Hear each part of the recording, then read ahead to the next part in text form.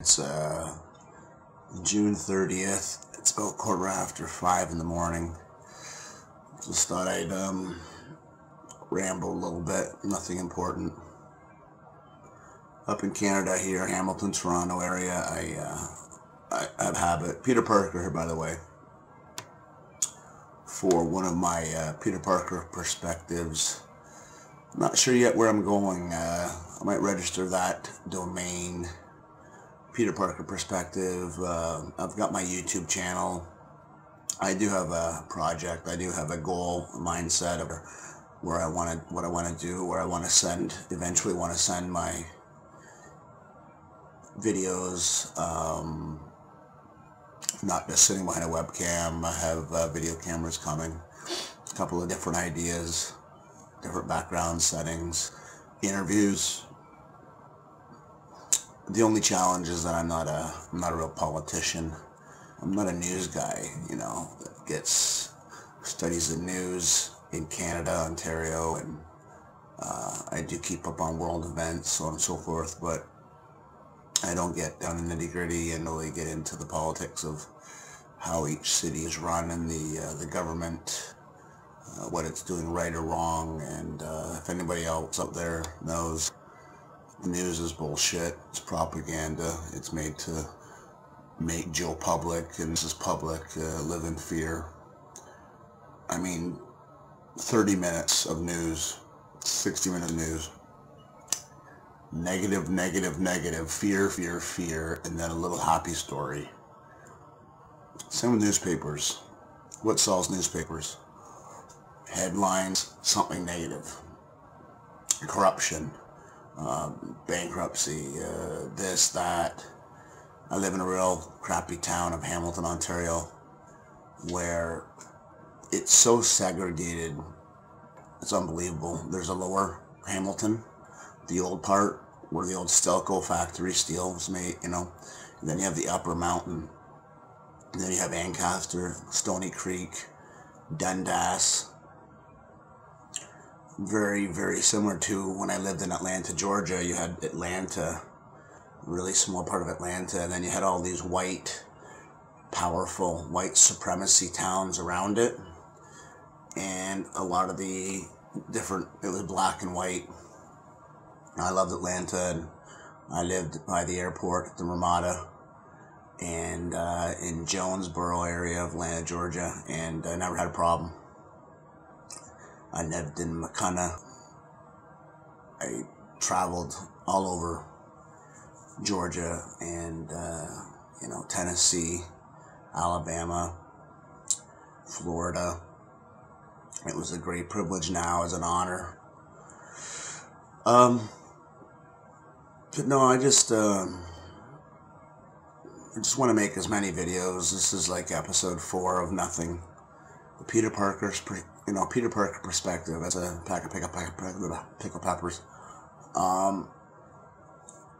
You Google my name and you get a lot of bullshit, a lot of Spider-Man stuff with the new reboot in Hollywood using Andrew Garfield.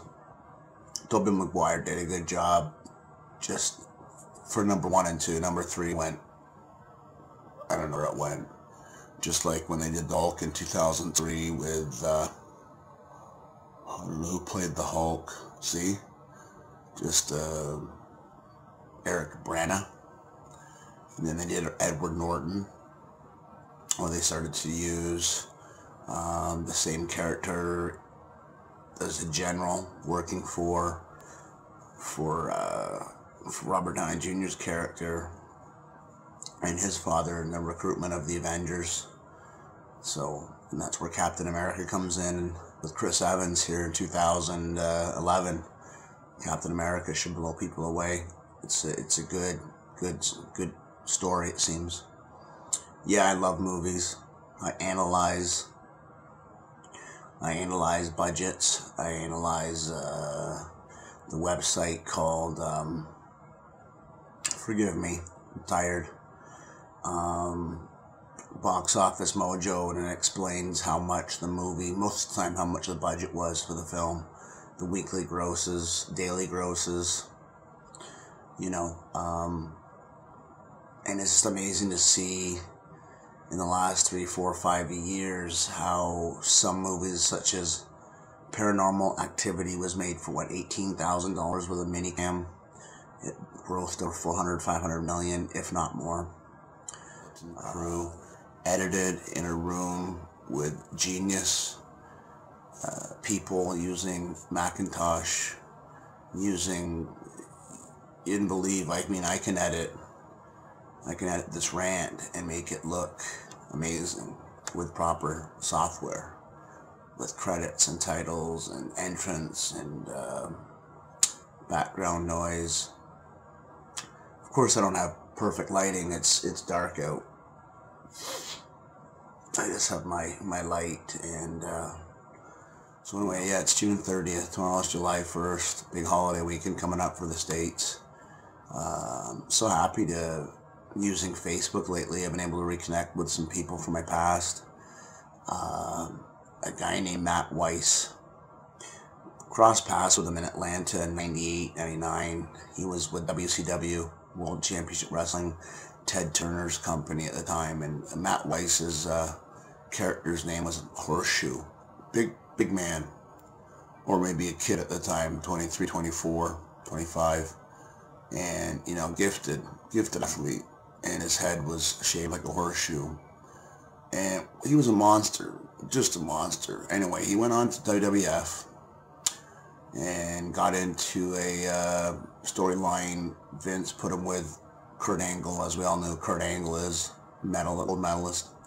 And he's been on TV wrestling. And I had a chance to wrestle him one night, but they didn't need me, and instead I ended up wrestling Robert Roode in a dark match together, and it was a fantastic thing. So, but Matt Weiss became Luther Reigns, and since he's moved on, he's in the movie The Girl Next Door with our Canadian actress Alicia Cuthbert, and he has a cameo because of the story that she's an ex-pornography. She's a young 19-year-old pornography, you know, woman that works in porn and tries to get out of that world and moves into her aunt's house, and the next door neighbor is played by a young actor in Hollywood who's famous, and I can't remember his name, but anyway, he falls in love with her.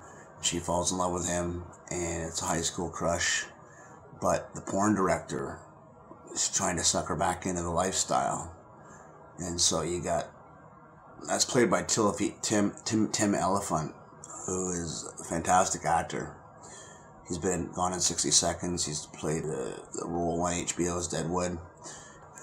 He played in a lot of romantic comedies, but he was the villain in Die Hard #4, Live Free or Die Hard or something like that.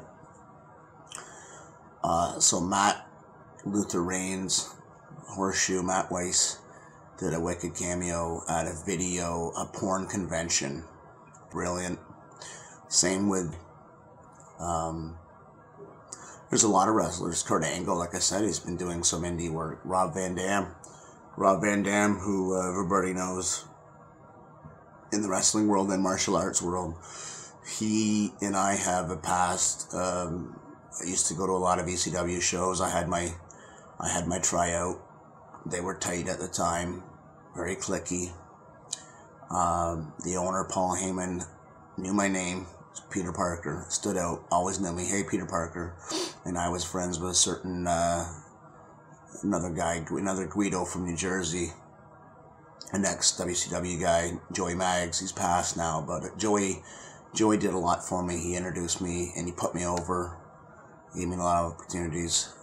Introduced me to Terry Taylor.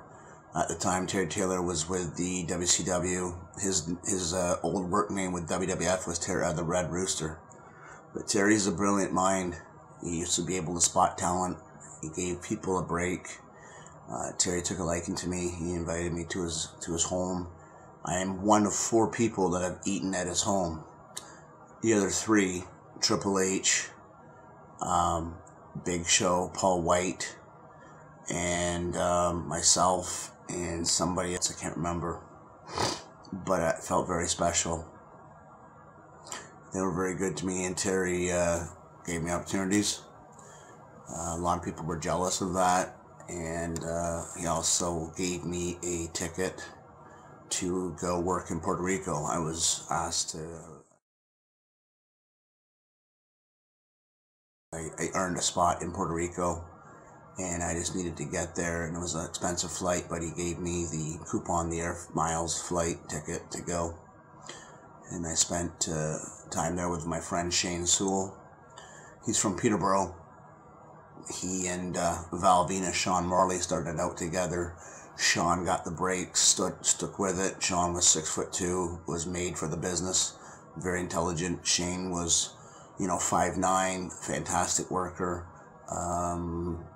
But usually with tag team wrestlings, one guy ends up making it, the other guy doesn't. But Shane stayed in Puerto Rico, became a superstar on that island. He was a glamour boy. He worked a lot like the Heartbreak Kid, Shawn Michaels, Ric Flair, and Macho Man. 3 guys in one. I love him. He helped me out a lot. I got to live with him and Ricky Santana. The head guy, Johnny Ace, John Laurinaitis from WWE. He was in Puerto Rico at the time, working for Victor Quiones, IWA. I was working with World Wrestling Council, Carlos Colon, famous Carlito's father, and another guy, half Canadian, half Puerto Rican, Jovica. And I got paid. Not a lot, but I got paid. Most guys don't get paid.